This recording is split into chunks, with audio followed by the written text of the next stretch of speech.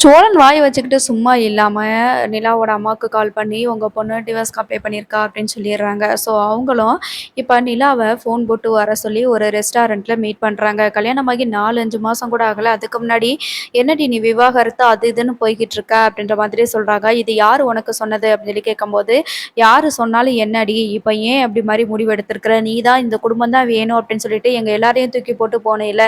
அன்னைக்கு கூட எங்க கண்ணு முன்னாடி உங்க அண்ணன போட்டு அடிச்சுட்டு தானே போன. அப்புறம் எப்புட்ரி நீ இப்படிலாம் சொல்ல உனக்கு விவாகரத்துக்குலாம் அப்ளை பண்றதுக்கு மனசு வந்துச்சு? என்னதான் நடக்குது? என்னதான் நடந்துச்சு?" அப்படின்னு சொல்லி கேட்குறாங்க. "அதெல்லாம் எதுவுமே இல்லம்மா" அப்படின்னு சொல்லி சொல்றாங்க. "சரி நீ பண்ணதான் பண்ண. ப விவாகரத்து ஆனதுக்கப்புறம் பேசாம நம்ம வீட்டுக்கு வந்துருது. நான் உங்க அப்பா கிட்ட பேசி எப்படியாவது சமாதானப்படுத்துறேன்" அப்படின்னு சொல்லி சொல்றாங்க. வீட்டுக்குலாம் வர முடியாது. நான் சோழன் கூட தான் இருப்பேன். சோழனோட வீட்ல தான் இருப்பேன்" அப்படின்னு சொல்லி சொல்றாங்க.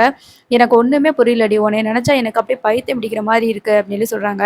"விவாகரத்தெல்லாம் நாங்க அப்ளை பண்ணல. உனக்கு யார் சொன்னது முதல்ல?" அப்படின்னு சொல்லும்போது, "நீ பண்ணியிருக்க தானே!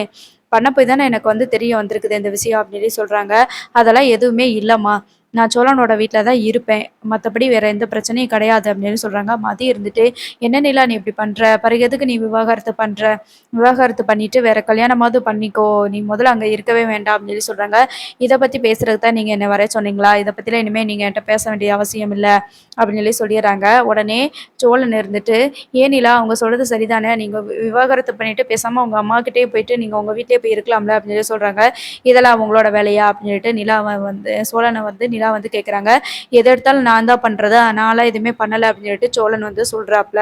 ஸோ அதுக்கப்புறம் பார்த்தீங்கன்னா, நிலா வந்து அ அது பிரச்சனை முடிஞ்சு போச்சு. அத பத்தி யோசிச்சுட்டே இருக்கிறதுக்கு பதிலா, ஃபர்ஸ்ட்டு சேரன் அண்ணனுக்கு வந்துட்டு ஒரு கல்யாணம் பண்ணி வைக்கணும்.